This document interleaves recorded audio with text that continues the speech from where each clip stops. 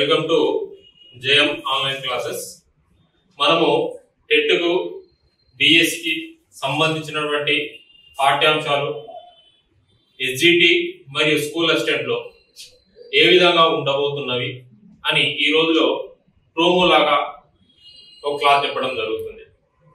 అయితే విద్యార్థులు గమనించాల్సింది ఏంటంటే ఎస్జిటి అనేటటువంటి ఏవైతే ఉన్నాయో పాఠ్యాంశాలు ఎస్జిటిలో 5th నుంచి 10th వరకు, అంటే అందులో ఇంక్లూడింగ్ స్కూల్ అసిస్టెంట్ వాళ్ళు కూడా ఇంక్లూడ్ అయి ఉంటారు. స్కూల్ అసిస్టెంట్ వాళ్ళకి ఇంటర్ లో ఉన్నటువంటి ఫస్ట్ ఇయర్ సెకండ్ ఇయర్ మినహాయించి మిగిలినవన్నీ సేమ్ గా ఉండడం జరుగుతుంది. అయితే ప్రస్తుత తరుణంలో ఉన్నటువంటి సిసిఈ మోడల్ బుక్స్ ఇంత ముందు లాగా లేవు. అంతకుముందు ఎలా ఉంటాయంటే భూగోళ శాస్త్రము, పౌరశాస్త్రము మరియు ఇండియన్ హిస్టరీ అంటే భారతదేశ చరిత్ర అండ్ అర్థశాస్త్రం అని చెప్పేసి విభాగాలుగా వేరు చేసి మనకు పాఠ్యాంశాలు బోధించేవారు. కానీ ఇప్పుడు అలా కాదు. ద్రవ్యం అనేటటువంటి లెసన్ వచ్చేసి 6వ పాఠ్యాంశం కింద ఉంటుంది. అంటే దాన్ని వేరు చేసే బాధ్యత మన పైన పెట్టడం జరిగింది. అలా మరి 5th క్లాస్ నుంచి 10th వరకు ఉన్నటువంటి పాఠ్యాంశాలు ఎక్కడెక్కడ పాలిటీకి సంబంధించి మనం నేర్చుకోబోయేటటువంటి పాలిటీకి సంబంధించినటువంటి అంశాలు ఎక్కడెక్కడ ఉన్నవి, మరి ఏం చెప్పడం జరుగుతుంది. అయితే ఇక్కడ చూడండి, పాలిటీకి సంబంధించినటువంటి ప్రతి పుస్తకంలో ఏదో ఒక 2-3 టాపిక్లు ఉండడం జరుగుతుంది. 5th క్లాస్ లో తీసుకుంటే మన రాజ్యాంగం అని చెప్పేసి ఉన్నది. 5th క్లాస్ లో మన రాజ్యాంగము మరి ఇదే పాఠ్యాంశాన్ని మరలా విద్యార్థికి ఎక్కడ పెట్టడం జరిగిందంటే భారత రాజ్యాంగం అని చెప్పేసి భారత రాజ్యాంగము అని చెప్పేసి 8th క్లాస్ లో పెట్టడం జరిగింది. 8th క్లాస్ లో భారత రాజ్యాంగము మరియు ఇదే పాఠ్యాంశానికి సంబంధించినటువంటి అంశాలు మరియు 8th క్లాస్ లో ఉన్నవి, ఇక్కడ 5th క్లాస్ లో ఉన్నవి, మరి 10th క్లాస్ లో కూడా స్వతంత్ర భారత రాజ్యాంగము స్వతంత్ర భారత రాజ్యాంగము 10th క్లాస్ లో కూడా పెట్టడం జరిగింది. 10th క్లాస్ లో చూడండి, మన రాజ్యాంగము పిల్లవాడి స్థాయిని బట్టి అక్కడ టాపిక్ ను ఫ్రేమ్ చేయడం జరిగింది. పిల్లవాడి స్థాయి అంటే చిన్న స్థాయిలో ఉన్నప్పుడు ఏం నేర్చుకోవాలి, రాజ్యాంగం అంటే ఏమిటి, రాజ్యాంగంలో ఏ అంశాలు పొందడం జరిగింది, అసలు రాజ్యాంగం అనేది ఎవరి గురించి తెలియజేయడం జరుగుతుంది, రాజ్యాంగంలో ఉన్న అంశాలు మరి పరిపాలనకు సంబంధించిన అంశాల, దేశం మొత్తం అంటే ప్రపంచంలో ఉన్నటువంటి దేశాలన్నీ వివిధ అంటే ఏ దేశం ఆ దేశము రాజ్యాంగాన్ని తయారు చేసుకొని పరిపాలన కొనసాగించుకుంటుంది అని చెప్పేసి ఎప్పుడు అర్థమవుతుంది అంటే ఇక్కడ వచ్చేసరికంటే 10th క్లాస్ వచ్చేసరికంటే విద్యార్థికి అక్కడ అర్థమవుతుంది. అయితే ఇక్కడ చూడండి, భారత రాజ్యాంగం అంటున్నాం 8th క్లాస్ మధ్య స్థాయిలో వచ్చేసరికంటే భారత రాజ్యాంగము అనేటటువంటి 395 ప్రకరణలు 8 షెడ్యూళ్లతో 1950 జనవరి 26వ తేదీన అమల్లోకి రావడం జరిగింది. ఇలా అమల్లోకి వచ్చినటువంటి రాజ్యాంగం ఏదైతే ఉందో ఆ రాజ్యాంగం ఎవరు తయారు చేసినారు అనేది ఒక క్వశ్చన్. ఎవరు తయారు చేసిన భారత రాజ్యాంగంలో అంటే రాజ్యాంగ పరిషత్. ఎవరు? రాజ్యాంగ పరిషత్, కాన్స్టిట్యూషన్ అసెంబ్లీ. రాజ్యాంగ పరిషత్ రాజ్యాంగ రచనకు చేయడానికి పట్టినటువంటి సమయము 2 సంవత్సరాల 3 నెలల 18 రోజులు పట్టడం జరిగింది. అంటే ఇక్కడ చూడండి, 11 నెలల 18 రోజులు అంటే దాదాపుగా 3 సంవత్సరాలు పట్టింది. 2 సంవత్సరాలు 11 నెలల 18 రోజులు. అంటే ఇక్కడ చూడండి, భారత రాజ్యాంగాన్ని తయారు చేసింది ఎవరంటే రాజ్యాంగ పరిషత్. మరి రాజ్యాంగ పరిషత్ లో సభ్యులు ఎవరు, ఎలా వచ్చినారు, మరి రాజ్యాంగాన్ని ఎలా తయారు చేసినారంటే వీళ్లకు ఎన్నికలు నిర్వహించడం జరిగింది. ఎన్నికలు ఎవరు నిర్వహించినారు అని అంటే రాజ్యాంగ పరిషత్ కు ఎన్నికలు ఎవరు నిర్వహించడం, క్యాబినెట్ మిషన్ ప్లాన్ సూచన మేరకు నిర్వహించడం జరిగింది. అయితే ఇక్కడ వినాల్సింది ఏంటంటే అభ్యర్థులు మరి 5th క్లాస్ లో ఉంది, 8th క్లాస్ లో ఉంది, 10th క్లాస్ లో ఉంది, 5th క్లాస్ లో ఉంది, 8th క్లాస్ లో ఉంది, 10th క్లాస్ లో ఉంది ఈ టాపిక్. మరి దీనికి తేడా ఏంటంటే కొన్ని అంశాలను జోడిస్తూ ఒక టాపిక్ ను అంటే అదే టాపిక్ కొన్ని అంశాలను జోడిస్తూ పెంచడం జరిగింది, అంతే, అంత మించి ఏం లేదు. ఇక్కడ 5th క్లాస్ లో తీసుకుంటే 2-3 పేపర్స్ మాత్రమే ఉంటాయి మన రాజ్యాంగం. 8th క్లాస్ లో తీసుకునే సరికంటే ఒక 10 పేపర్లు ఉంటాయి. మరి ఇక్కడ 10th క్లాస్ లో తీసుకునే సరికంటే 10th క్లాస్ లో భారత రాజ్యాంగం అనే టాపిక్ తీసుకునే సరికంటే దాదాపుగా మనకి ఒక 15 పేపర్లు ఉంటాయి, 15 పేపర్లు ఉండడం జరుగుతుంది. మరి దీనికి సంబంధించినటువంటి అంశాలు ఏంటంటే స్వాతంత్ర అనంతరం భారత రాజ్యాంగంలో ఉన్నటువంటి సభ్యుల సంఖ్య ఎంత అంటే ఇక్కడ మనం చెప్పడం జరిగింది 1947లో రాజ్యాంగ పరిషత్ సభ్యుల సంఖ్య 389. 1947 అంటే ముందు భారతదేశం మీన్స్ స్వాతంత్రం రాక ముందు భారతదేశం ఇలా లేదు. భారతదేశం ఇలా ఉంది. ఎలా ఉందంటే ఇలా ఉంది. పాకిస్తాన్, భారత్ మరియు తూర్పు పాకిస్తాన్. మరి ఈ పాకిస్తాన్ అనేది ఈ తూర్పు పాకిస్తాన్ బంగ్లాదేశ్ అనేది 1947 ఆగస్టు 14వ తేదీన భారతదేశం నుంచి విడిపోవడం జరిగింది. ఎలా విడిపోయినవి? మత ప్రతిపాదికన విడిపోవడం జరిగింది. ఇలా విడిపోయిన తర్వాత అప్పుడు ఉన్నటువంటి సభ్యుల సంఖ్య 389 రాజ్యాంగ పరిషత్తులో. మరి ఇలా స్వాతంత్రం పొందిన తర్వాత భారతదేశము ఇలా ఉన్న తర్వాత ఇలా ఏర్పడిన తర్వాత అప్పుడు ఉన్నటువంటి రాజ్యాంగ పరిషత్ సభ్యుల సంఖ్య ఎంత అంటే 299. ఎంత? 299. రాజ్యాంగ పరిషత్తులో సభ్యుల సంఖ్య ఎంత అంటే 389. మనకు 10th క్లాస్ లో ఏం తెలియజేస్తుందంటే స్వతంత్ర అనంతరం ఆఫ్టర్ ఇండిపెండెన్స్ రాజ్యాంగ పరిషత్తులో సభ్యుల సంఖ్య ఎంత అంటే 290. మరి మిగిలినటువంటి సభ్యులు ఎడిపోయినారంటే ఈ పాకిస్తాన్ ఇక్కడ అంటే వీళ్ళు ఆ దేశ పరిపాలన సౌలభ్యం కోసం వాళ్ళు రాజ్యాంగాన్ని తయారు చేస్తారు, అంటే అదే సభ్యులు అక్కడ చేరడం జరిగింది. అలాగే ఇంకోటి చూడండి, ఇక్కడ స్వతంత్ర తర్వాత అసలు రాజ్యాంగ పరిషత్తులో మొత్తం మహిళల సంఖ్య ఎంత? రాజ్యాంగ పరిషత్తులో మహిళల సంఖ్య ఎంత? రాజ్యాంగ పరిషత్తులో మహిళల సంఖ్య మొత్తము మొదట ఎంత? 15 మంది. రాజ్యాంగ పరిషత్తులో మహిళల సంఖ్య 15 మంది. స్వతంత్ర అనంతరం రాజ్యాంగ పరిషత్తులో మహిళల సంఖ్య 9. చూడండి, ఇక్కడ 15 అనేది ఉంది, 9 అనేది ఉన్నది. తప్ప? రైటే, రెండు కూడా రైటే. 8th క్లాస్ లో మనకు 15 ఇస్తాడు, 15 ఉంది కూడా. చూడండి, 8th క్లాస్ లో 15 ఉంది. 15 తప్పేం లేదు. ఎస్జిటి పరంగా క్వశ్చన్ అడిగితే పేపర్ 1 లేదా మనకు డిఎస్సి లో గానీ 15 మంది మహిళలు గలరు అని చెప్పేసి ఇచ్చినాడు. రైటే, తప్పేం కాదు. స్వాతంత్ర అనంతరం అంటే 11 చూడండి, స్వాతంత్ర అనంతరము మహిళల సంఖ్య ఎంత అని అంటే 9. అంటే మిగిలినటువంటి 6 ఎవరు అంటే పాకిస్తాన్ చెందినటువంటి మహిళలు అని చెప్పేసి అర్థం చేసుకోవాల్సి ఉంటుంది. ఓకేనా? ఇలా పాఠ్యాంశాలలో చాలా అంశాలు ఉంటాయి. ఫర్ ఎగ్జాంపుల్ 8th క్లాస్ లో తీసుకుంటే ఒక 4 ఫొటోస్ అడుగుతాయి. 4 ఫొటోస్ ఉన్నాయి. 8th క్లాస్ లో తీసుకుంటే 4 ఫొటోస్ ఉన్నాయి. 153 పేజీ తీసుకుంటే 4 ఫొటోస్ కనబడతాయి. మనకు సరోజిని నాయుడు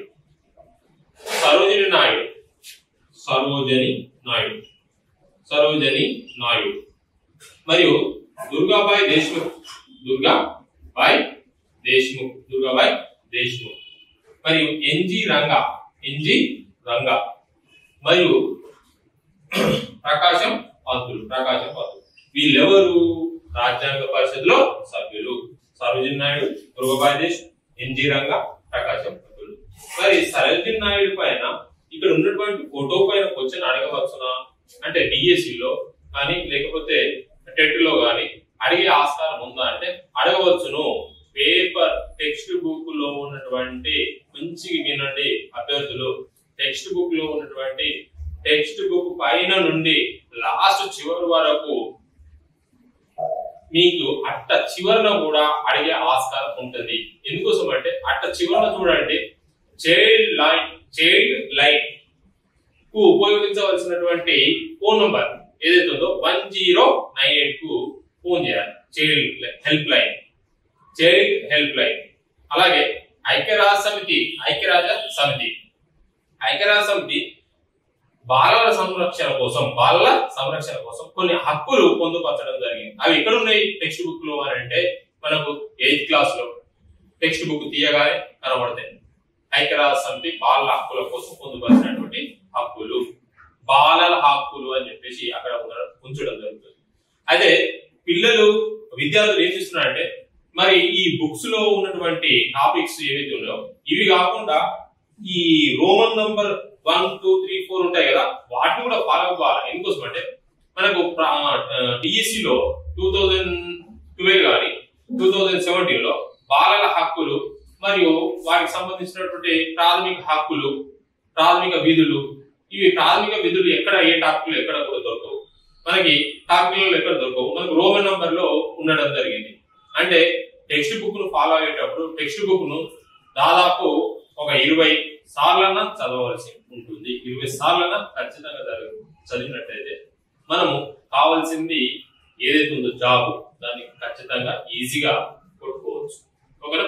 సరే చూద్దాం. ఇక్కడ సరోజిని నాయుడు భారతదేశం తొలి మహిళా గవర్నర్ సరోజిని నాయుడు. నెక్స్ట్ దుర్గాబాయి దేశ్ముఖ్. ఈ దుర్గాబాయి దేశ్ముఖ్ ఎవరు అని అంటే సాంఘిక సంక్షేమ వ్యవస్థాపనకు మొదటి మహిళా అధ్యక్షురాలు. సాంఘిక సంక్షేమ వ్యవస్థాపనకు మొదటి మహిళా అధ్యక్షురాలు. ఎన్జి రంగా రైతు ఉద్యమ నాయకుడు. ప్రకాశం పంతులు ఆంధ్ర రాష్ట్ర తొలి ముఖ్యమంత్రి. ఇలా వీటిపైన కూడా క్వశ్చన్లు అడిగే ఆస్కారం ఉంది. ఎగ్జామినర్ ఏ విధంగానైనా అడిగే ఆస్కారం ఆయనకు ఉంది. మనం సమాధానం ఆ టెక్స్ట్ బుక్ లో ఉంటుంది కాబట్టి టెక్స్ట్ బుక్ లో ఉన్నటువంటి అంశాలను ఈజీగా మనము 10-20 సార్లు ఈజీగా చదివినట్లయితే మనం ఆన్సర్ చేయడానికి ఆస్కారం ఉంటుంది. ఫర్ ఎగ్జాంపుల్ చూడండి, కొమరుద్దీన్ అనేటువంటి సినిమా ముద్రణ మాధ్యమాలు అనే లెసన్ ఉంది. మనకు సినిమా ముద్రణ మాధ్యమాలు అనేది చరిత్రకు సంబంధించిందా, అర్థశాస్త్రానికి సంబంధించిందా, పౌరశాస్త్రానికి సంబంధించిందా, లేకపోతే భూగోళ శాస్త్రానికి సంబంధించిందా, ఏదైనా తీసుకోవచ్చు. భూగోళానికి సంబంధించింది కాకుండా మిగతా ఏదైనా తీసుకోవచ్చు. కానీ ఎక్కువ శాతం మన పాలిటీ వాళ్ళే బోధిస్తున్నారు కాబట్టి దాన్ని మీ ముందుకు తీసుకురాబోతున్నాను. అదే కొమరుద్దీన్ అనేటటువంటి వ్యక్తి చనిపోవడం జరిగింది. నిజాం ప్రభుత్వానికి వ్యతిరేకంగా పోరాటం చేసి అతను ఆదిలాబాద్ గోండువాసి. అక్కడ నుంచి అస్సాం వెళ్ళడం జరుగుతుంది. అక్కడ నుంచి ఇక్కడ ఏ సంఘటనలు జరుగుతున్నాయో ఆ సంఘటనకు సంబంధించిన సమాచారం తీసుకోవడం జరుగుతుంది. కొంతకాలానికి అంటే 1940 అక్టోబర్ 21వ తేదీన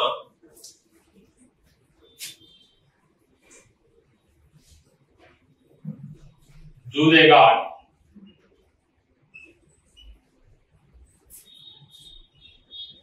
బాంబే జారీ.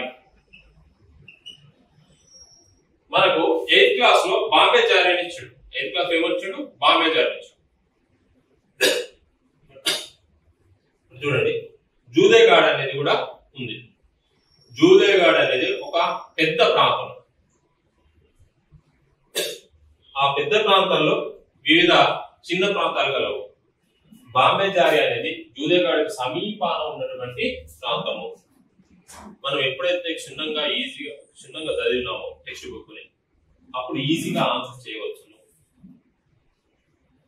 బాంబే జారీ అనేది జూదేగాడ్ సమీపాన ఉన్నది. అయితే 2017 లో టెట్ లో అడిగిన క్వశ్చన్ ఏంటంటే కొమరుద్దీన్ ఎక్కడ చనిపోవడం జరిగింది. అక్కడ 2 ఆప్షన్స్ ఇవ్వలేదు, ఒకటి ఆప్షన్స్ ఇచ్చినాడు జూదేగాడ్. ఇది హిస్టరీ పార్ట్ లో వస్తుంది మనకి. ఓకేనా? అయితే ఇక్కడ జూదేగాడ్ అనేటటువంటిది ప్రాంతము బాంబే జారీ దగ్గర, అంటే బాంబే జారీకి దగ్గర సమీపంలో ఉన్నటువంటి మెయిన్ ఇంపార్టెంట్ ప్రాంతం. ఓకేనా? ఈ జూదేగాడ్ అనే మధ్యనే చనిపోవడం జరిగింది. బాంబే జారీ కూడా సమీపాన్ని ఉంది కాబట్టి. ఓకేనా? రైట్.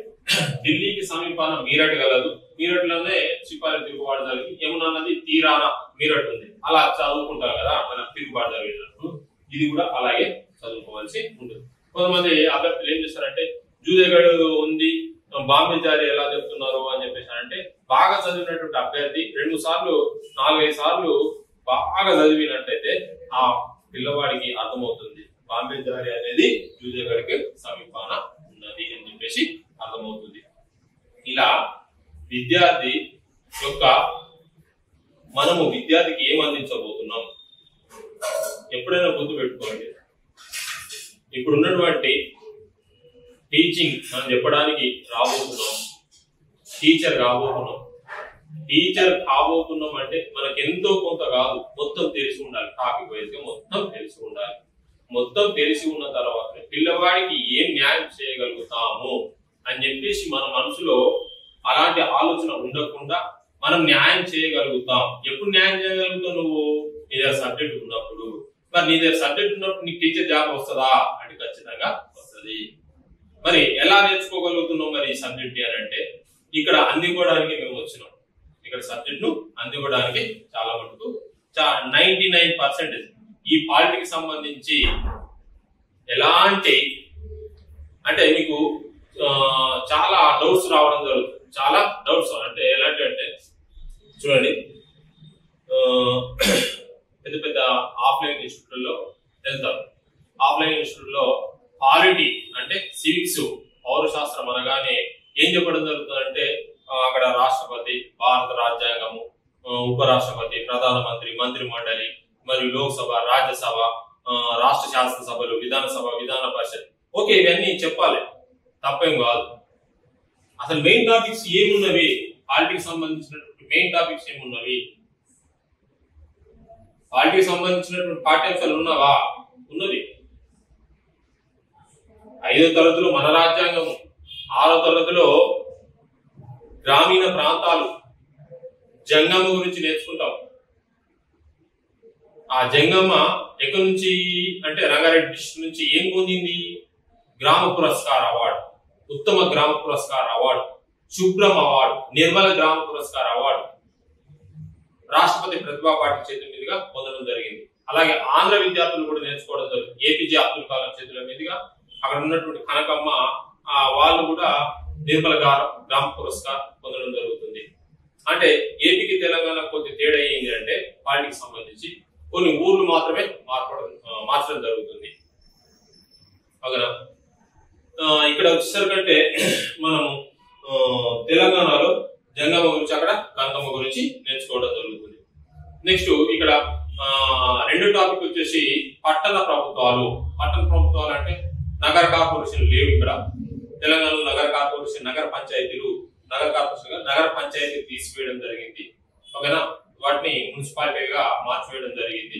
మున్సిపాలిటీలు, మున్సిపల్ కార్పొరేషన్స్. ఓకేనా? అక్కడ నగర పంచాయతీలు, మున్సిపాలిటీలు, మున్సిపల్ కార్పొరేషన్లు కూడా ఉన్నవి. ఓకేనా?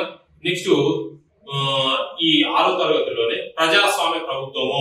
ప్రజాస్వామ్య ప్రభుత్వం దీని గురించి వివరంగా మనకు 9th క్లాస్ లో ప్రజాస్వామ్యం రూపుదిద్దుకుంటున్న భావన అని చెప్పేసి పెట్టడం జరిగింది. ప్రజాస్వామ్యం రూపుదిద్దుకుంటున్న భావన అని చెప్పి చెప్పడం జరిగింది. అంటే 6వ తరగతిలోను ప్రజాస్వామ్యం అంటే ప్రజల చేత, ప్రజల కొరకు ఏర్పాటు చేసిన ప్రభుత్వమే ప్రజాస్వామ్యం. ఎవరు చెప్పడం జరిగింది? ఆనాటి అమెరికా అధ్యక్షుడు అబ్రహం లింకన్ చెప్పడం జరిగింది. ప్రజల చేత, ప్రజల కొరకు పరిపాలించబడే ప్రభుత్వమే ప్రజాస్వామ్యము. ఈ ప్రజాస్వామ్యంలో 2 రకాలు: ప్రత్యక్ష ప్రజాస్వామ్యం, పరోక్ష ప్రజాస్వామ్యం. ప్రత్యక్ష ప్రజాస్వామ్యము, పరోక్ష ప్రజాస్వామ్యం. ప్రత్యక్ష ప్రజాస్వామ్యం అంటున్నాం, ప్రత్యక్ష ప్రజాస్వామ్యం మరియు పరోక్ష ప్రజాస్వామ్యం. మరి భారతదేశంలో ప్రత్యక్ష ప్రజాస్వామ్యం ఉందా, పరోక్ష ప్రజాస్వామ్యం ఉందా అంటే ప్రపంచంలో దాదాపుగా 99% పరోక్ష ప్రజాస్వామ్య దేశాలే ఉన్నవి. ప్రపంచంలో 99% దేశాలన్నీ పరోక్ష ప్రజాస్వామ్యాన్ని అనుసరిస్తున్నవి. అందులో భారతదేశం కూడా పరోక్ష ప్రజాస్వామ్యాన్ని అనుసరిస్తున్నది. మరి ప్రత్యక్ష ప్రజాస్వామ్యం అనేది ఎందుకు అనుసరించట్లేదంటే వీళ్ళే పాలకులు. ఎవరైతే ఉన్నారో వీళ్ళు పాలకులు. ఎవరి చేత ఎన్నుకోబడుతున్నారు పాలకులు? ప్రజల చేత. ఈ ప్రజలే పాలితులు. అంటే వీళ్ళే పాలకులు, వీళ్ళే పాలితులు. అలాంటి ప్రభుత్వాన్ని ఏర్పాటు చేసినట్టయితే దాన్ని ప్రత్యక్ష ప్రజాస్వామ్యం అంటారు. మరి పరోక్ష ప్రజాస్వామ్యంలో ఎన్నికైనటువంటి ప్రతినిధులు ఎవరైతే ఉన్నారో, ఎన్నికైనటువంటి ప్రతినిధులు ప్రజల చేత ప్రత్యక్షంగా కావచ్చు మరియు పరోక్షంగా కావచ్చు, ప్రజల చేత ప్రత్యక్షంగా కావచ్చు పరోక్షంగా కావచ్చు ఒక నిర్ణీత కాలానికి ఎన్నుకోబడతారు. అలాంటి ప్రజాస్వామ్యాన్ని పరోక్ష ప్రజాస్వామ్యం, ప్రత్యక్షంగా గాని పరోక్షంగా గాని ఎన్నుకోవడం జరుగుతుంది. కానీ ఇక్కడ ప్రత్యక్షంగా అంటే ఏమంటున్నాము, డైరెక్ట్ ప్రజల చేత ఎన్నుకోబడతారు. మళ్ళా వాళ్ళే ఎవరు, పాలకులు. ఎవరి చేత ఎన్నుకోబడ్డారు పాలకులు? ఎవరి చేత? ప్రజల చేత. మరి ఎవరు పరిపాలిస్తున్నారు? వాళ్ళే పరిపాలించుకోవాలి. ఇది స్విట్జర్లాండ్ లో ల్యాండ్ గెబెట్స్ అనే ప్రాంతంలో ప్రత్యక్ష ప్రజాస్వామ్యాన్ని ప్రపంచంలో అనుసరించబోతున్నారు. కానీ ప్రస్తుత తరుణంలో 99% పరోక్ష ప్రజాస్వామ్యాన్ని అనుసరిస్తారు. మన అమెరికా తీసుకోండి, అమెరికా ప్రత్యక్ష ప్రజాస్వామ్యం అంటారు. దీంట్లో 2 రకాల పరోక్ష ప్రజాస్వామ్యంలో ప్రత్యక్ష మరియు పరోక్ష అనేవి 2 ఉంటాయి. ఈ ముందు చూసుకోవడం జరుగుతుంది. సరే, ఇప్పుడు విద్యార్థులు గమనించాల్సింది ఏంటంటే, సార్ మేము ఇంత ఫీజు కడుతున్నాం, 10,000 5,000, మాకు టాపిక్ వైజ్ ఎవరు చెప్పట్లేదు. ఒక డౌట్ ఏంటంటే, టాపిక్ వైజ్ ఎవరు చెప్పట్లేదు. పాలిటీలో ఎలాంటి టాపిక్స్ ఉన్నవి ఇప్పటికీ ఎవరికి తెలియదు. ఎలాంటి టాపిక్స్ ఉన్నవి, ఏ టాపిక్స్ నుంచి ఎక్కువ కూర్చొని అడిగే ఆస్కారం ఉన్నది, అసలు ఏ టాపిక్స్ పౌరశాస్త్రానికి సంబంధించినవి అనేవి మనం ఫస్ట్ ఆఫ్ ఆల్ నేర్చుకున్న తర్వాత ఒక టాపిక్ తీసుకుంటే ఆ టాపిక్ లో ఏముంటది ఫస్ట్ నుంచి లాస్ట్ వరకు ఒక మొత్తం కాకుండా ఓవరాల్ గా ప్రోమో లాగా నేర్చుకోబోతున్నాం. ఈజీగా నేర్చుకోబోతున్నాం. ఎలా ఉంటుందంటే, మన రాజ్యాంగము అసలు ఏమున్నాయి ఆన్సర్లు. అలాగే 6th క్లాస్ లో గ్రామ పంచాయతీని ఎవరు ఏర్పాటు చేస్తారు, గ్రామ పంచాయతీకి ఎవరు అధ్యక్షత వహిస్తారు, మరియు గ్రామ సభ అంటే ఏమిటి, పంచాయతీలకు ఎన్నికలు ఎవరు నిర్వహిస్తారు, ఇవన్నీ నేర్చుకుంటాం. అలా ప్రోమో లాగా కొద్దిగా నేర్చుకున్న తర్వాత ప్రతిదీ టాపిక్ వైజ్ నేర్చుకోవడం జరుగుతుంది. టాపిక్ వైజ్ నేర్చుకునేటప్పుడు గుర్తుపెట్టుకోండి, టాపిక్ పైన రాసేసి టాపిక్ లో ఉన్నటువంటి ప్రతి అంశాన్ని వివరంగా చర్చించడం జరుగుతుంది. కాబట్టి ఇది ప్రోమో. కాబట్టి ప్రోమోను ఎలా ఉంటుంది అంటే, దీన్ని నేర్చుకోవడం వల్ల క్వాలిటీ అనేది మనకి ఇదా సిలబస్ ఇంతేనా అన్నట్టుగా ఉంటుంది. చూద్దాం ఎలా అనేది.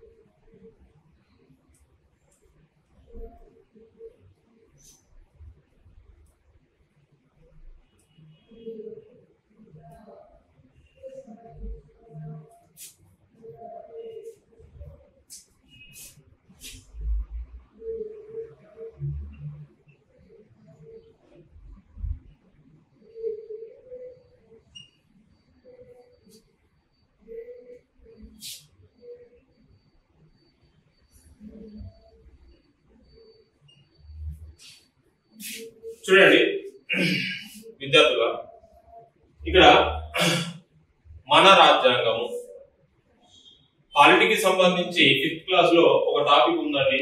అది మన రాజ్యాంగము. మన రాజ్యాంగం అంటే ఏమున్నదంటే, దాంట్లో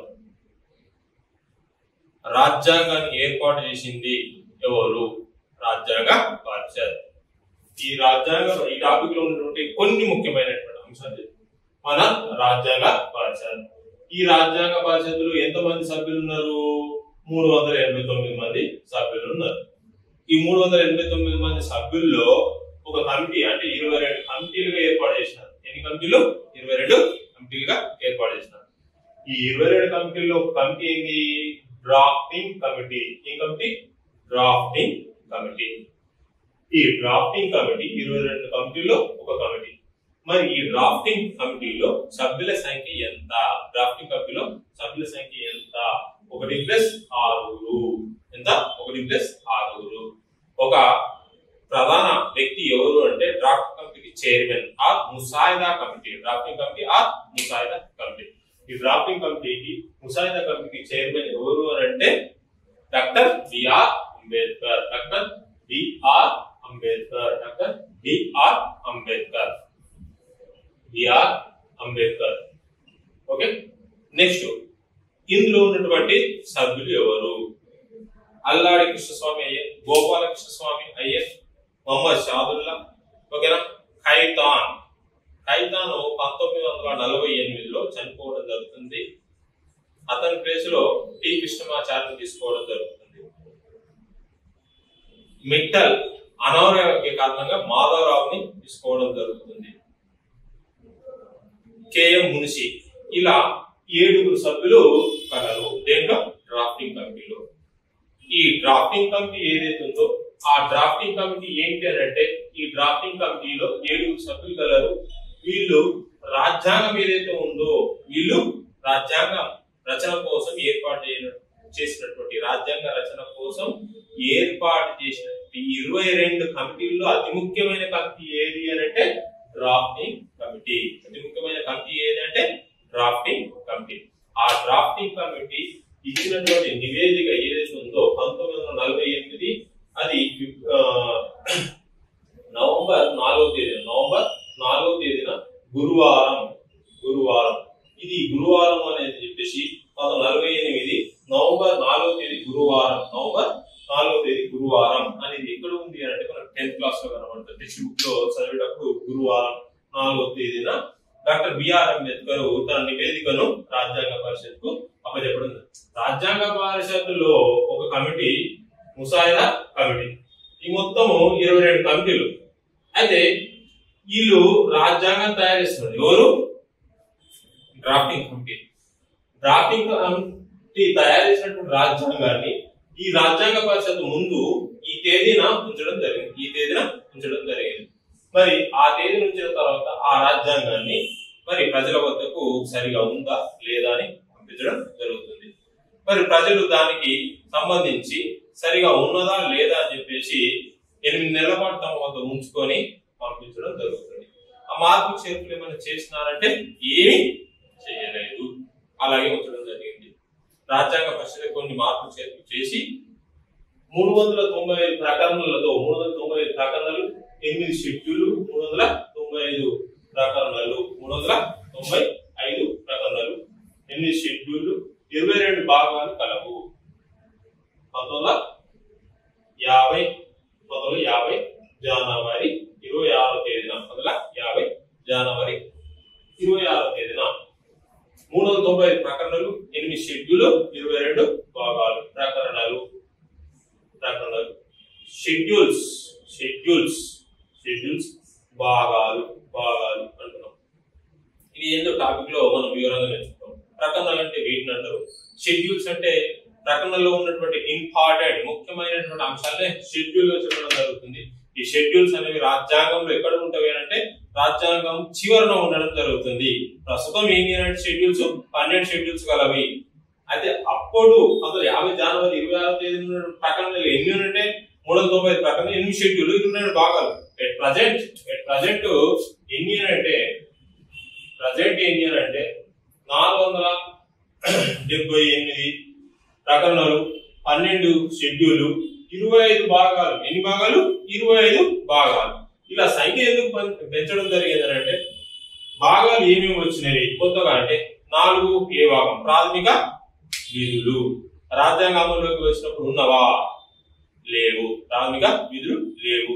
మరి ఆనాడు రాజ్యాంగ పరిషత్లో మరి ప్రాథమిక విధులు ఉండాలని చెప్పేసి ఎవరైనా చెప్పినారంటే శ్రీమన్నారాయణ అగర్వాల్ చెప్పడం జరిగింది. ప్రాథమిక విధులు ఉండాలని చెప్పేసి అవి పక్కన పెట్టేసి 1976-42 రాజ్యాంగ సవరణ చేసి 4A భాగాన్ని పొందుపరిచి స్వర్ణ సింగ్ కమిటీని ఒక కమిటీని ఏర్పాటు చేసి ప్రాథమిక విధుల యొక్క ప్రాధాన్యత అనుసరించి మొత్తము 8 ప్రాథమిక విధులను ఆ కమిటీ సూచించింది.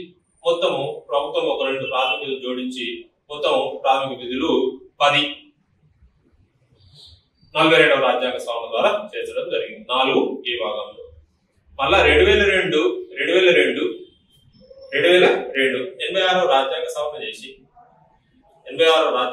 చేసి దాదాపుగా ఒక అంశాన్ని చేర్చడం జరిగింది. చాలా చాలా ఇంపార్టెంట్ ఇది. మన ఎస్జిటి, టెట్, స్కూల్ అసిస్టెంట్ ఏదైతే ఉన్నారో ఎస్జిటి, స్కూల్ అసిస్టెంట్ ఈ విద్యార్థులు దీనిపైన ఖచ్చితంగా ఫోకస్ చేయాలి. ఈ రాజ్యాంగ సవరణ దేనికి సంబంధించింది? విద్యకు సంబంధించింది. ఒక ప్రాథమిక విధినే మార్చిందా అని అంటే కొన్ని అంశాలను కూడా మార్చడం జరిగింది. ప్రాథమిక హక్కును కూడా మార్చింది. ప్రాథమిక హక్కుల్లో 21A అని చేర్చినాం. 6 నుండి 14 సంవత్సరాల లోపు బాల బాలికలకు ఉచిత నిర్బంధ విద్య. అక్కడ కూడా 86వ రాజ్యాంగ సవరణ చేసినారు. మరి ఇక్కడ ఉన్నటువంటి 11వ విధి ఏంటంటే 6 నుంచి 14 సంవత్సరాల లోపు బాల బాలికలకు తల్లిదండ్రులు లేనట్టయితే, ఎవరు తల్లిదండ్రులు లేనట్టయితే వారికి ఉన్నటువంటి దగ్గర సమీపాన గార్డియన్స్ ఎవరైతే ఉంటారో ఆ గార్డియన్స్ ఆ పిల్లవాడికి కనీస విద్య నేర్చుకోరా అని చెప్పేటటువంటి బాధ్యత కలిగి ఉంటాడు. హక్కు మీన్స్ బాధ్యత, అలాగే విధి మీన్స్ బాధ్యత కూడా అవుతుంది. ఈ ఒక నాణ్యానికి బొమ్మ బొరుసు లాంటివి ఏవి? హక్కులు మరియు విధులు. ఒక పౌరునికి బొమ్మ బొరుసు లాంటివి. కానీ హక్కులు పొందలేని ఎడల న్యాయస్థానానికి వెళ్తే న్యాయస్థానం రక్షణ కల్పిస్తుంది. ప్రాథమిక విధిని పొందలేని సందర్భంలో ఏ న్యాయస్థానానికి వెళ్ళినా న్యాయ రక్షణ ఉండదు. అంటే వీటికి న్యాయ రక్షణ లేదు. అలాగే ఇలా వివరంగా నేర్చుకోబోతుంటాం మనం ముందు టాపిక్ లో. అలా మన రాజ్యాంగము అనేటటువంటి టాపిక్ ఇది మన క్లాస్ లో ఉంది.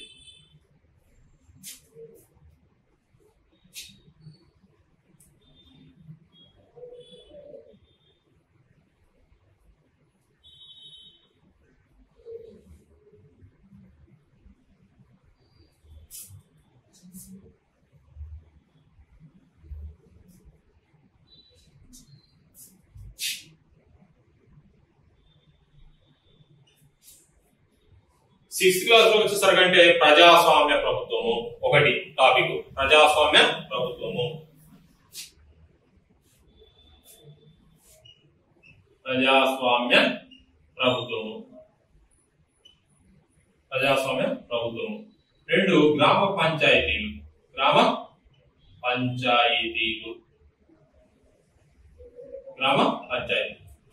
ఒకటి ప్రజాస్వామ్య ప్రభుత్వము, 2 గ్రామ పంచాయతీలు, 3 పట్టణ స్థానిక ప్రభుత్వాలు.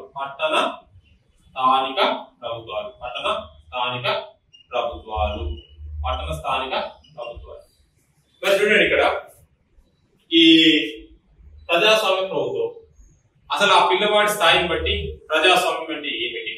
ప్రజాస్వామ్యానికి వ్యతిరేకమైన అంటే రాచరిక పరిపాలన ఉండే. ఒకప్పుడు ఏముండే? రాచరిక పరిపాలన ఉండే. ఈ రాచరిక పరిపాలనను పక్కన పెడుతూ అంటే రాచరిక పరిపాలన, నియంత పరిపాలన, తర్వాత నియంత పరిపాలన వచ్చింది. రాచరిక పరిపాలన, నియంత పాలనను పక్కన పెడుతూ ప్రజలు ఒక ప్రభుత్వాన్ని ఏర్పాటు చేసుకున్నారు. ఆ ప్రభుత్వం ప్రజలకు ప్రత్యక్షంగా గానీ పరోక్షంగా గానీ ఏర్పాటు చేసుకున్నటువంటి ప్రభుత్వం ప్రజలకు పరిపాలన కొనసాగించడం జరుగుతుంది. అలాంటి ప్రభుత్వాన్ని ప్రజాస్వామ్యం. దాదాపుగా ప్రస్తుతం ఉన్నటువంటి తరుణంలో 238 దేశాలు ఉన్నాయి. దాంట్లో 202 ప్రజాస్వామ్యాన్ని అనుసరిస్తున్నాయి. 238 దేశాలు కానీ 202 ప్రజాస్వామ్యాన్ని అనుసరిస్తారు. ఐక్యరాజ్య సమితిలో సభ్యత్వం ఉన్న దేశాలు ఏంటంటే 193 కలవు. ఐక్యరాజ్య సమితిలో సభ్యత్వం ఉన్న దేశాలు ఏంటంటే 193. మరి ప్రజాస్వామ్యం అనుసరిస్తున్న దేశాలు 202. అందులో మొత్తం ప్రపంచం మొత్తం మీద ఎన్ని దేశాలు కలవంటే 200. మరి 238 ఉన్నప్పుడు ఐక్యరాజ్య సమితిలో కూడా 238 ఉండాలంటే ఐక్యరాజ్య సమితిలో సభ్యత్వం అనేది ఐచ్ఛికము. ఐచ్ఛికం మీన్స్ ఉండాలా వద్దా అనేది ఆ దేశం నిర్ణయించుకుంటుంది. ఇప్పటి వరకైతే 193 దేశాలు కలవు. ఈ ప్రజాస్వామ్య ప్రభుత్వం గురించి మనం 9th క్లాస్ లో కూడా ప్రజాస్వామ్యం రూపుదిద్దుకుంటున్న భావనలో ఎవరి గురించి నేర్చుకోబోతున్నాము అంటే శ్రీలంక గురించి, బెల్జియం గురించి నేర్చుకుంటాం. శ్రీలంకలో మరి బెల్జియం గురించి. శ్రీలంక అనుసరించినటువంటి విధానం ఏంటి? బ్రెజిల్స్ అనుసరించినటువంటి విధానం ఏంటి? అక్కడ 3 ప్రభుత్వాలను ఏర్పాటు చేసుకున్న వాళ్ళు అందరినీ అంటే సర్దుబాటు చేసుకుని ప్రభుత్వాన్ని కొనసాగించుకుంటారు బ్రెజిల్స్. శ్రీలంకలో సింహాలు మరి తమిళులు ఉన్నారు.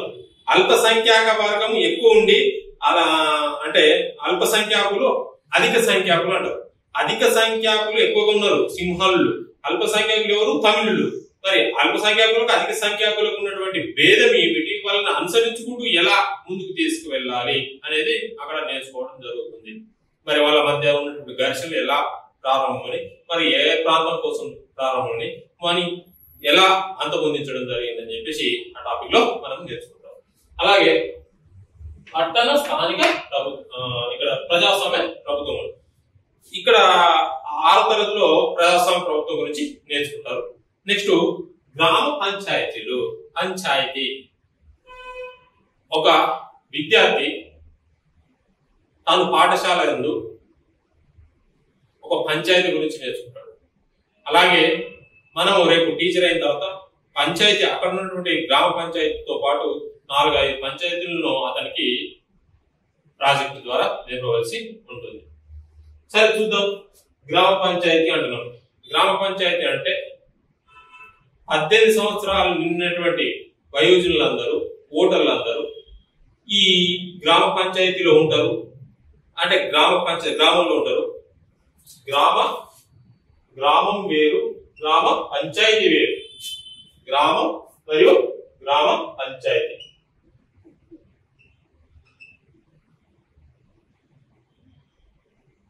గ్రామంకు గ్రామ పంచాయతీ తేడా ఏంటంటే, గ్రామ పంచాయతీలో గ్రామం అనేది ఒక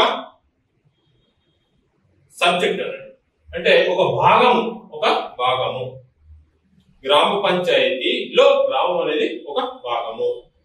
ఫర్ ఎగ్జాంపుల్, ఒక గ్రామం ఉంది, పక్కన ఒక చిన్న గ్రామం ఉంది. ఈ గ్రామంలో ఉన్నటువంటి ప్రజలు ఇది ఒక గ్రామం అనుకుంటే, ఏ అనేటటువంటి గ్రామం అనుకుంటే, ఇది బి అనేటటువంటి గ్రామం అనుకుంటే, మీ గ్రామ పంచాయతీ ఏది అని అంటే ఇక్కడ చూపిస్తారు. కారణం ఏంటంటే, ఇక్కడ సరైనటువంటి ఓటర్లు లేనప్పుడు ఇది ఒక గ్రామ పంచాయతీగా ఏర్పాటు చేయలేదు. రానున్న తరంలో ఏర్పాటు చేస్తారట, ఇప్పుడైతే ఏర్పాటు చేయలేదు. ప్రస్తుతం కొనసాగుతున్నది ఏ గ్రామ పంచాయతీ కింద కొనసాగుతుందంటే, ఏ ఒక గ్రామము, బి ఒక గ్రామము. కానీ ఏ అనేది ఒక గ్రామ పంచాయతీ కూడా, ఏ అనేది ఒక గ్రామ పంచాయతీ, గ్రామం కూడా. మరి బి అనేది ఏంది? గ్రామము, గ్రామ పంచాయతీ కాదు. సరైనటువంటి ఓటర్లు లేరు కాబట్టి గ్రామ పంచాయతీ కాదు. ఓకేనా? మరి ఇక్కడ కనకమ్మ, ఈమె శుభ్రం అవార్డు, రాష్ట్ర ప్రభుత్వం ఇచ్చేటటువంటి మరుగుదొడ్ల నిర్వహణ సరిగా ఉంటే, ఎక్కడ మరుగుదొడ్ల నిర్వహణ? ప్రభుత్వ కార్యాలయాలు, ప్రభుత్వ విభాగాలు. ప్రభుత్వ కార్యాలయాలు ఏంటి? పాఠశాలలు, అంగన్వాడీలు, ఆసుపత్రులు, ఇవన్నీ ప్రభుత్వ కార్యాలయాలు. ఇక్కడ కూడా మరుగుదొడ్ల నిర్వహణ ఏర్పాటు చేసి, మల విసర్జన బయట చేయకుండా, అంటే దుర్వాసన ఇలాంటి లేకుండా శుభ్రంగా ఉన్నటువంటి ఊరును ఎంపిక చేయడం జరిగింది. అలా ఆజిపల్లి గ్రామం అనేది నిర్మల్ గ్రామ పురస్కార్ అవార్డుకు పేర్కొనడం జరిగింది. ప్రతిభా పాటిల్ చేతుల మీదుగా నిర్మల్ గ్రామ పురస్కార్ కూడా ఇవ్వడం జరిగింది. అంటే కేంద్ర ప్రభుత్వం చేత ఇచ్చేటటువంటి అవార్డు ఏంటంటే నిర్మల్ గ్రామ పురస్కార్ అవార్డు. శుభ్రం అవార్డు అనేది రాష్ట్ర ప్రభుత్వం చేత ఇవ్వడం జరుగుతుంది. ఈ 2 అవార్డులను దక్కించుకుంది ఆజిపల్ గ్రామానికి చెందినటువంటి అక్కడ ఉన్నటువంటి గ్రామ సర్పంచ్. మరి ఎంత మొత్తాన్ని ఇస్తారు, ఎలా ఇస్తారు అనేది తర్వాత నేర్చుకుంటాం మనం పాఠ్యాంశంలో. చూడండి, మరి ఒక గ్రామ పంచాయతీలో కమిటీలు ఉన్నవా? Karimnagar district Ramachandrapuram, Warangal district Gangadevapalli, Nizamabad district లో అంకాపూర్. ఇవన్నీ వీటి గురించి నేర్చుకోవడం జరుగుతుంది. అలాగే ఈ గ్రామ పంచాయతీ ఏదైతే ఉందో, ఈ గ్రామ పంచాయతీలో గంగదేవపల్లి ఏదైతే ఉందో, ఆ గంగదేవపల్లిలో 18 కమిటీలు ఏర్పాటు చేస్తున్నారు గ్రామ పంచాయతీ. మరి ఒక్కొక్క కమిటీ అంటే ఇలా మొత్తం సభ్యులు ఒక 100 మంది ఉంటే, ఒక 10 మంది దేనికంటే వీధిలు ఉన్నటువంటి చెత్తను తీయడం కోసం, అంటే ప్రతి వీధి ఇక మొత్తం ఆ ఊరు మొత్తం ఆ కమిటీ చూసుకుంటుంది. పారిశుద్ధ్యం చూసుకుంటుంది అంట ఆ కమిటీ. ఒక త్రాగు నిర్వహించి ఒక కమిటీ, భూగర్భ జలము ఏదైతే కాలుష్యం జరుగుతుందో దాని గురించి ఒక కమిటీ.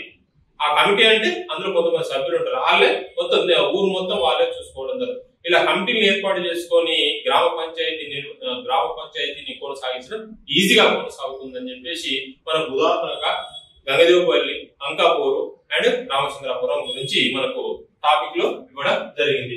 నెక్స్ట్ పట్టణ ప్రభుత్వాల విషయానికి వస్తే, పట్టణ ప్రభుత్వాలు అనేవి ఎక్కడ ఏర్పాటు చేయడం జరుగుతుందంటే పల్లె ప్రాంతానికి నుంచి పారిశ్రామిక కూడలీలు ఏవైతే ఉన్నాయో ఆ ప్రాంతాలనే పట్టణ ప్రభుత్వాలు అంటారు. పట్టణ ప్రభుత్వాలు ఏవైతే ఉన్నాయో ఆ పట్టణ ప్రభుత్వాలు కొంతకాలానికి అభివృద్ధి చెంది పట్టణాలుగా, అంటే పట్టణాలు 3 రకాలు. ఎలా అంటే నగర పంచాయతీ, ఇప్పుడు లేదది.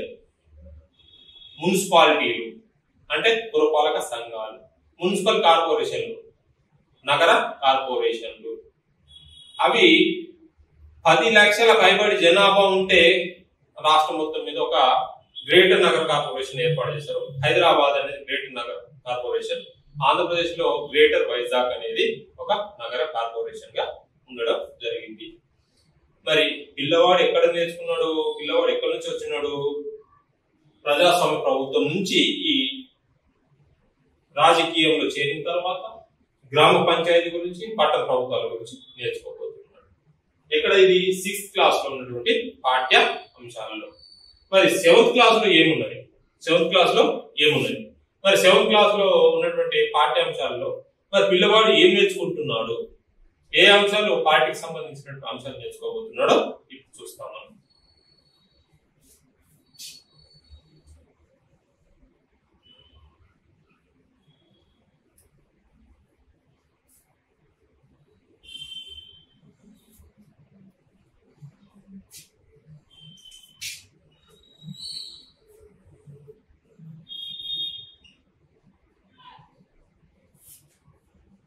సెవెంత్ క్లాస్ లో రాష్ట్ర ప్రభుత్వాలు, జిల్లాల చట్టాల అమలు తీరు.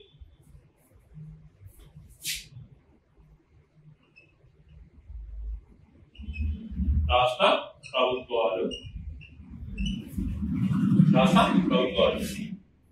రెండోది ఏంటంటే జిల్లాల చట్టాల అమలు తీరు.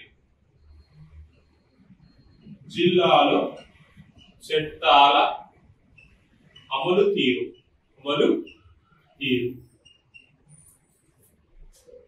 రాష్ట్ర ప్రభుత్వాలు అంటే విధానసభ, విధాన పరిషత్, గవర్నర్ మరియు ముఖ్యమంత్రి, speaker, deputy speaker, Vidhan Sabha chairman, deputy chairman, ఇవన్నిటి గురించి క్లారిటీగా ఏం లేదు. ఒక 2-3 పేపర్లు చదివితే సరిపోయి.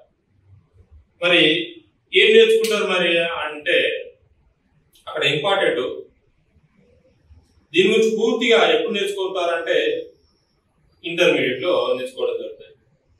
మరి ఎస్జిటి వాళ్ళకి ఇక్కడ వరకే సిలబస్ ఉంది కాబట్టి అక్కడ వరకే నేర్చుకుంటారు.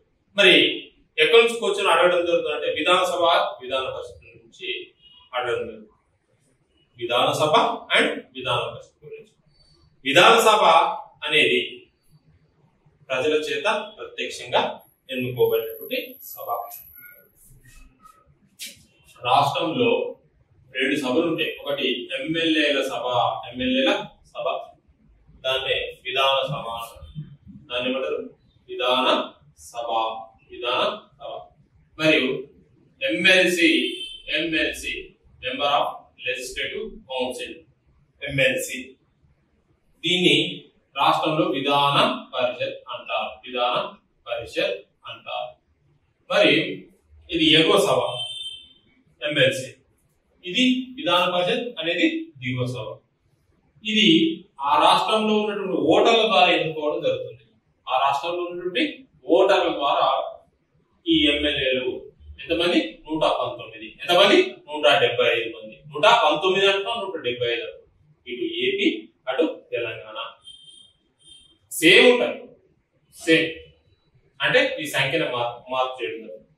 ఇక్కడ ప్రజలు ఎన్నుకుంటారు, అక్కడ కూడా ప్రజలే ఎన్నుకోవడం జరుగుతుంది. 119 మంది ఎమ్మెల్యేలను ప్రజలు ఎన్నుకోవడం జరిగింది. మరి ఇక్కడ ఉన్నటువంటి 43 ప్రశ్నలు ఓకేనా, టెక్స్ట్ బుక్ అయితే 40 మంది ఓటర్లను ఎలా ఎన్నుకోవడం జరిగింది? 40 మంది ఎమ్మెల్సీలు ఎవరైతే ఉన్నారో వాళ్ళని ఏ విధంగా ఎన్నుకోవడం జరుగుతుంది అంటే 5 పద్ధతుల ద్వారా 5 పద్ధతుల ద్వారా ఎన్నుకోవడం జరుగుతుంది. 5 పద్ధతులు. 1/3 వంతు విధానసభ సభ్యుల చేత 1/3 వంతు విధానసభ సభ్యుల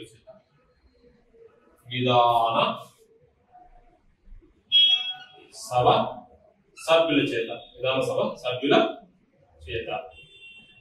నెక్స్ట్ 1/3 విధానసభ సభ్యుల చేత. నెక్స్ట్ 1/3 స్థానిక సంస్థల చేత స్థానిక సంస్థలు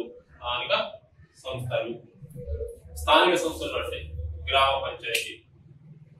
పంచాయతీలు ఎవరు ఉంటారంటే సర్పంచ్. కానీ ఇక్కడ సర్పంచ్ ఒకరికి ఓటు హక్కు ఇవ్వలేదండి. సర్పంచ్ కు ఎమ్మెల్సీ ఎన్నికల్లో ఓటు హక్కు ఉపయోగించిన అవకాశం లేదు. మరి ఎవరు ఉంటారంటే ఎంపీటీసీలు ఉండవచ్చు ఒకవేళ గ్రామ పంచాయతీ, మండల పరిషత్ ఒకవేళ జిల్లా పరిషత్, ఇలా స్థానిక సంస్థలు, నగర కార్పొరేషన్స్, మున్సిపాలిటీలు, వీటన్నిటిని స్థానిక సంస్థలు అంటారు. ఈ స్థానిక సంస్థల్లో ఒక్క వ్యక్తికి మాత్రమే, ఎవరికి? సర్పంచ్ మాత్రమే ఎమ్మెల్సీ ఎన్నికల్లో ఓటు హక్కు అవకాశం లేదు. అలా స్థానిక సంస్థలు 1/3 వంతున ఎన్నుకోవడం జరుగుతుంది. మరియు ఎవరు ఎన్నుకున్నారు? విధానసభ సభ్యుల చేత. ఇక వీళ్ళ చేత 1/3 వంతు, స్థానిక సంస్థల చేత 1/3 వంతు. నెక్స్ట్ 1/12 అంటున్నాం. 1/12 ఎవరి చేత అంటే పట్టభద్రుల చేత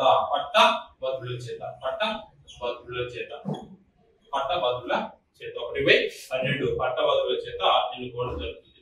పట్టభద్రులు అంటే డిగ్రీ పూర్తయిన తర్వాత 3 సంవత్సరాలు పూర్తి కానిదే, తాము ఎమ్మెల్సీ ఎన్నికల్లో పాల్గొనే అవకాశం లేదు. 3 సంవత్సరాలు పూర్తయిన తర్వాత తాము ఎమ్మెల్సీ ఎన్నికల్లో పోటీ చేస్తున్నామని చెప్పేసి ఒక తయారు చేయవలసి ఉంటుంది. ఏంటిది? ఒకటి మనం అప్లై చేసుకోవాల్సి ఉంటుంది. అప్లై చేసుకున్నట్లయితే నేను ఎమ్మెల్సీ ఎన్నికల్లో నిలబడడానికి అంటే ఎమ్మెల్సీ ఎన్నికల్లో ఓటు హక్కును వినియోగించుకుంటున్నాను, నాది డిగ్రీ పూర్తయింది, 3 సంవత్సరాలు కూడా పూర్తయింది అని చెప్పేసి ఒక అప్లికేషన్ నింపినట్టయితే అప్పుడు మనకు ఎమ్మెల్సీ ఎన్నికల్లో అవకాశం దొరుకుతుంది. అలాగే స్థానిక సంస్థల్లో విధానసభ సభ్యుల చేత అలాగే మొత్తం 40 మంది ఒకటి ఇస్తారు. 1/3 40 × 1/3 వేస్తే ఎంత అయితే అంత. 40 × 1/3 వేస్తే ఎంత అయితే అంత స్థానిక సంస్థ. 40 × 12 వేస్తే అంటే 3. ఎగ్జాంపుల్ ఏంటంటే 3 అక్కడ 14, అక్కడ 14, 3. ఇక్కడ పట్టభద్రులు ఎవరు అంటే డిగ్రీ పూర్తయి 3 సంవత్సరాలు పూర్తయిన తర్వాత ఎవరు ఎన్నుకోవచ్చు అంటే 3 ఎమ్మెల్సీ ఎన్నికలు స్థానాలకు ఎన్నికలు జరపడం జరుగుతుంది. 3. నెక్స్ట్ 1/12 ఎవరంటే ఉపాధ్యాయుల చేత. పట్టభద్రుల తర్వాత ఉపాధ్యాయుల చేత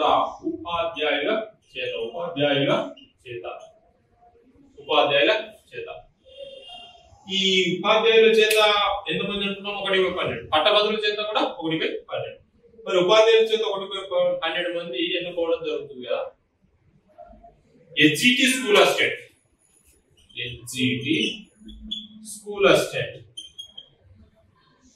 HGT teacher, school assistant teacher 1 నుంచి 10వ తరగతి వరకు పాఠశాల ఏదైతే ఉందో ఒకే దగ్గర ఉన్నట్టయితే అక్కడ ఒకే దగ్గర ఉండి HGT మరియు స్కూల్ అసిస్టెంట్ ఒకే దగ్గర అంటే ఒకటే ఆఫీసులో పనిచేస్తూ పాఠ్యాంశాలు బోధిస్తున్నట్టయితే అలాంటి HGT టీచర్లకు ఎవరిని ఎన్నుకునే అవకాశం ఉంది? ఎమ్మెల్సీలను ఎన్నుకునే అవకాశం ఉంది. ఫర్ ఎగ్జాంపుల్ చూడండి, ఇక్కడ HGT టీచర్లు వేరుగా ఉంది, స్కూల్ అసిస్టెంట్లు వేరుగా ఉండి బోధన అభ్యాసాలు బోధిస్తున్నారు విడివిడిగా. HGT టీచర్లకు ఉండదండి, ఎమ్మెల్సీ ఎన్నికల్లో అవకాశం లేదు. స్కూల్ అసిస్టెంట్ అయితే ఉంటుంది, తర్వాత వారు కూడా ఉంటుంది. ఇలా 1/12 వంతు ఉపాధ్యాయులు, 1/12 వంతు పట్టభద్రులు, 1/3 వంతు స్థానిక సంస్థలు, 1/3 వంతు విధానసభ సభ్యుల చేత. ఇలా మొత్తం ఎన్ని పద్ధతులు అయినవి? 3 పద్ధతులు అయ్యాయి. ఇంకోటి ఏంది 1/5 1/6 1/6 5 పద్ధతులుగా మొత్తం 1 2 3 4 5. ఈ 6వ పద్ధతి ఏదైతుందో 5వ పద్ధతి 1/6 అనేది గవర్నర్ చేత నామినేట్ చేయడం జరుగుతుంది. ఓకేనా? గవర్నర్ చేత 1/6 వంతున నామినేట్ చేయడం జరుగుతుంది. భారతదేశంలో తీసుకుంటే ప్రస్తుతం భారతదేశంలో ఈ భారతదేశం ఎగ్జాంపుల్ అనుకోండి.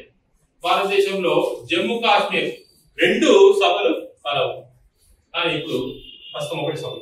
నెక్స్ట్ ఉత్తరప్రదేశ్, బీహార్, ఆంధ్రప్రదేశ్, తెలంగాణ, కర్ణాటక, మహారాష్ట్ర 6 రాష్ట్రాల్లో విధాన పరిషత్తులు అంటే 2 సభలు దేశం మొత్తం మీద అన్ని రాష్ట్రాల్లో ఉన్నాయంటే లేవు.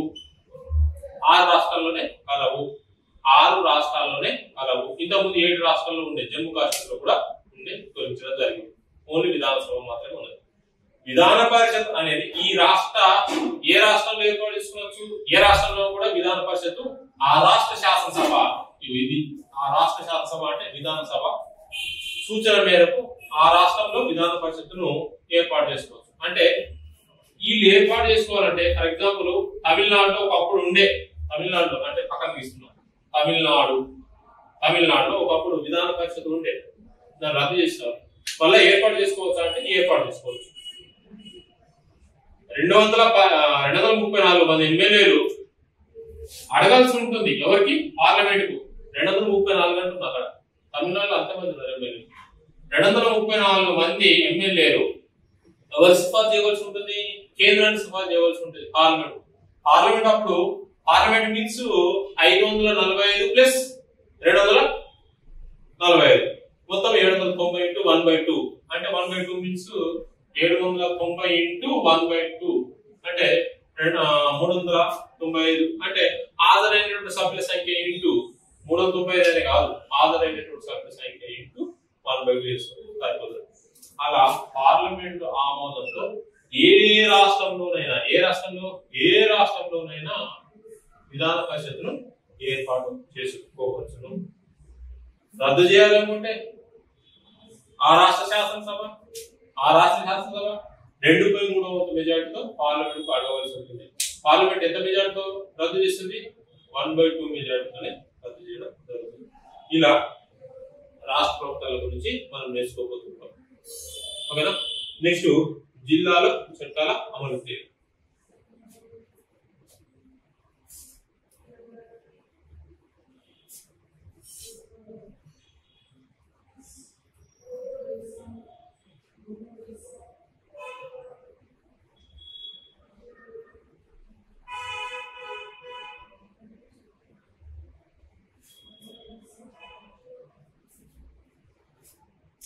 జిల్లాలో చట్టాల అమలు. జిల్లా పరిపాలనాధిపతిగా కలెక్టర్. ఈ కలెక్టర్ సూచన మేరకే పరిపాలన కొనసాగుతుంది. ఈ కలెక్టర్ అనే వ్యక్తి ఎక్కడి నుంచి రావడం జరిగిందంటే అఖిల భారత సర్వీసులు భారతదేశంలో రాజ్యాంగబద్ధమైనటువంటి సంస్థల్లో భాగంగా యూపీఎస్సి నియామకాలు చేపడుతుంది. యూపీఎస్సి నియామకాల్లో భాగంగా ఐఏఎస్, ఐపీఎస్, ఐఎఫ్ఎస్ లాంటివి ఉంటవి. అందులో ఐఏఎస్లు జిల్లా ప్రథమ వ్యక్తులు. ఐఏఎస్లు అనేవారు జిల్లా ప్రథమ వ్యక్తులు. ఈ ఐఏఎస్లు ఎవరైతే ఉన్నారో జిల్లా పరిపాలనాధిపతి, జిల్లా పరిపాలన ఎగ్జామ్ ద్వారా రావడం జరుగుతుంది. ప్రతి జిల్లాకు ఒక ఐఏఎస్ అధికారులు ఉంటారు. వాళ్ళు ఎగ్జామ్ రాసి పాస్ అయి ప్రతి జిల్లా కలెక్టర్ గా కొనసాగుతారు. జిల్లా మొత్తం అతని చేతిలోనే ఉంటుంది. జిల్లా పర్యవేక్షణ అతని చేయవలసి ఉంటుంది. జిల్లా పరిపాలనాధిపతిగా అతని కొనసాగుతాడు. ఓకేనా? రైట్. మరియు రాజకీయ అధిపతులు ఎవరైనా ఉంటారంటే జిల్లాకు జిల్లా పరిషత్ చైర్మన్ ఉంటారు. ఇతనికి ఏమైనా సంబంధం ఉందా అని అంటే అతను 5 సంవత్సరాల తర్వాత వెళ్ళిపోవడం జరుగుతుంది. జిల్లా పరిషత్ చైర్మన్ ఇతను అలా కాదు, ఇక్కడ కాకపోతే ఇంకెక్కువ డ్యూటీ చేసుకోవాల్సి వస్తుంది. అయితే మనకు 7th క్లాస్ లో జిల్లాలో చట్టాలను ఎవరు అమలు చేస్తారు? జిల్లాలో ఉన్న చట్టాలను అమలు చేసేది జిల్లా కలెక్టరే. జిల్లాకు సంబంధించినటువంటి నివేదిక మనకేమి ఇచ్చినాడంటే, ఒక గ్రామంలో ఉన్నటువంటి వ్యక్తులు, ఒక గ్రామము కరువు ప్రాంతానికి గురైంది, ఆ గ్రామం కరువు ప్రాంతంలో చేర్చమని చెప్పేసి కలెక్టర్ వద్దకు వెళ్ళడం జరుగుతుంది. కలెక్టర్ నాతో కాదు, సంబంధిత మంత్రిని అంటే చెప్పమనండి, నేను ఆ జాబితాలు రాయడానికి ప్రయత్నిస్తాను అని చెప్పి చెప్తుంది. దాంతో సమావేశం ముగుస్తుంది. తర్వాత స్పిన్నింగ్ జైల్ అంటే ఒక నూలు, ఆ ప్రాంతంలో నల్లమర్రి అనేటటువంటి ఒక జిల్లా ఉంది. ఆ ప్రాంతంలో నూలు వడికేటటువంటి ఫ్యాక్టరీ తగలబడిపోతుంటే కలెక్టర్ ఆ ప్రాంతానికి రావడం జరుగుతుంది. ఆ ప్రాంతానికి వచ్చేటప్పుడు ఆ రోడ్లు, ఆ ఇబ్బందులు, వాటన్నిటి గురించి పేర్కొనడం జరుగుతుంది. ఇందులో మెయిన్ ఇంపార్టెంట్ అంశాలు ఏంటంటే రెండే. ఒకటి వాల్టా చట్టం. WALTA water land peace authority, WALTA చట్టం గురించి నేర్చుకోవాలి. రెండవది ఏంటంటే వాల్టా చట్టంలో ఉన్నటువంటి అంశాలు ఏవైతే ఉన్నాయో వాల్టా చట్టంలో అవి వాటిని గుర్తుపెట్టుకోవాలి. డిఎస్సికి రాసేటప్పుడు, టెట్కి రాసేటప్పుడు కూడా గుర్తుపెట్టుకోండి. కొన్ని అంశాలను బట్టి పట్టవలసి ఉంటుంది. ఓకేనా, బట్టి పట్టవలసి ఉంటుంది. అయితే ఇక్కడ వాల్టా చట్టం ఏదైతే ఉందో, వాల్టా చట్టం అంటున్నాం, WALTA water fields land authorities, ఈ చట్టం 2002లో తీసుకురావడం జరిగింది. ఈ వాల్టా చట్టం గురించి నేర్చుకుంటారు. మరియు అలాగే ఇక్కడ కొన్ని అంశాలు వేటి కిందికి వస్తాయి, భూగర్భ జలాల కిందికి వస్తా, లేకపోతే వేరే కాంట్రాక్టుల కిందికి వస్తాయని చెప్పేసి కొన్ని అంశాలు వరుసగా ఉంటాయి. వాటిని వివరంగా నేర్చుకోవడం జరుగుతుంది. ఓకేనా, ఇది 7th క్లాస్ సంబంధించినటువంటి జిల్లాలో చట్టాల అమలు తీరు. Next 8th class.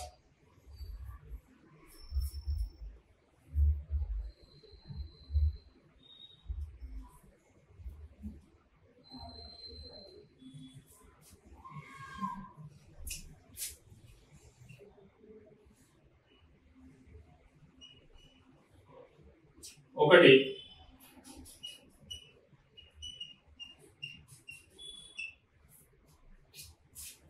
చూడండి, 8th క్లాస్ భారత రాజ్యాంగము అంటున్నాం. భారత రాజ్యాంగం,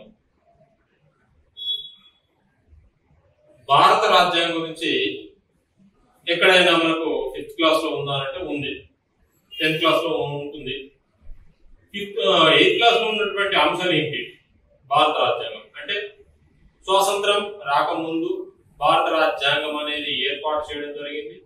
భారత రాజ్యాంగ రచన కోసం కృషి చేయడం జరిగింది. 1946 డిసెంబర్ 9వ తేదీ నుంచి రాజ్యాంగ రచన చేస్తూ 1950 జనవరి 26వ తేదీన ముగించడం జరిగింది. ఇంత సమయం పట్టింది ఆ రాజ్యాంగ రచన అంటే అందులో కూర్చున్నటువంటి సమయాన్ని తీసుకోవాలా, 2 సంవత్సరాల 11 నెలల 18 రోజులు మాత్రమే తీసుకోవాలా, 2 సంవత్సరాల 11 నెలల 18 రోజులు మాత్రమే తీసుకోవాలి. ఓకేనా, సరే.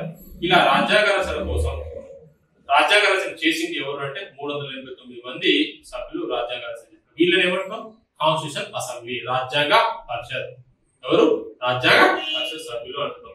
మరి ఈ రాజ్యాంగాన్ని వాళ్ళే తయారు చేసినారంటే వివిధ దేశాల నుంచి అనేక అంశాలను గ్రహించడం జరిగింది. వివిధ దేశాల నుంచి అనేక అంశాలను గ్రహించినాం. 8వ తరగతిలో మనకి ఎలాంటి విమర్శలు ఉండవు. 10వ తరగతిలో వెళ్ళేసరికంటే ఇదే రాజ్యాంగం పైన విమర్శలు ఉంటవి. కూడా ఉంటవి. మౌలానా హస్రత్ మొహాని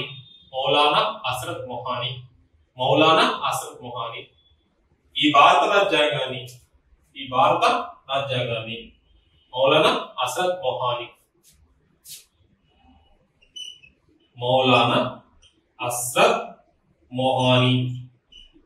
ఈ మౌలానా హస్రత్ మొహాని ఒకరే కాదు, డిఎస్ సేత్, దామోదర్ స్వరూప్ సేత్, రోహిణి కుమార్ చౌదరి, ఓకేనా, కెఎం మునిషి మరియు ధీరేంద్రనాథ్ దత్తా, ఇలా విమర్శకులు ఉన్నారు. అంటరానితనం అంటే ఏమిటి, అసలు అంటరానితనానికి పదానికి సరైన నిర్వచనం అనేది ఉండాలి, ఇలా విమర్శలు చేసినారు. అంటరానితనం అనే పదం రాజ్యాంగంలో ఉన్నప్పటికీ దానికి సరైనటువంటి నిర్వచనం ఉండాలి. దాన్ని పాటించవచ్చా పాటించరాదా అని చెప్పేసి ఇలా ఉన్నది. ఎందుకు అంటే 1931లో గాంధీజీ రాజ్యాంగ పరిషత్ సభ్యుడు కాదు, కానీ యంగ్ ఇండియా పత్రికలో 1931లో యంగ్ ఇండియా మనకు టెక్స్ట్ బుక్ లో డార్క్ పేపర్లు ఉంటాయి. డార్క్ పేపర్లు ఉన్నాయి, ఎప్పుడు కూడా వదిలిపెట్టకూడదు. అక్కడి నుంచి క్వశ్చన్స్ అడుగుతాడు. 8th క్లాస్ లో మన గాంధీజీ 1931లో తన యంగ్ ఇండియా పత్రిక రాస్తూ రాజ్యాంగం ఎలా ఉండాలో దాని గురించి చెప్పినాడు. రాజ్యాంగ పరిషత్ సభ్యుడు కాదు. అనేక దాస్యాల నుంచి, కోసుల నుంచి విముక్తి కాబోతున్న భారత ప్రజలు ఎలాంటి అపోహాలకు గురి కాకుండా చూడాల్సిన బాధ్యత రాజ్యాంగం పైన ఉంటుంది. రాజ్యాంగం కూడా వారికి అనుకూలంగా ఉండాలని చెప్పేసి మత్తు పానీయాలు అనే శాపం ఉండరాదు, అంటరానితనం భారత రాజ్యాంగంలో ఉండాలి. మంచిగానండి, అంటరానితనం అనే పదం రాజ్యాంగంలో ఉండాలి, కానీ ఆ పదము అంటరానితనం పాటించే విధంగా ఉండరాదు. అన్టచబుల్ అనేటటువంటి పదం భారత రాజ్యాంగంలో ఉండాలి, కానీ దాన్ని భారత ప్రజలు పాటించే విధంగా ఉండకూడదు అని చెప్పేసి మనకు ఇక్కడ చెప్పడం జరుగుతుంది.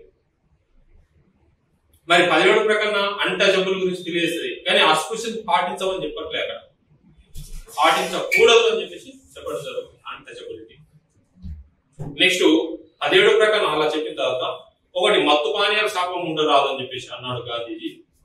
రెండోది మహిళలకు పురుషులతో పాటు సమాన అవకాశాలు కల్పించాలి.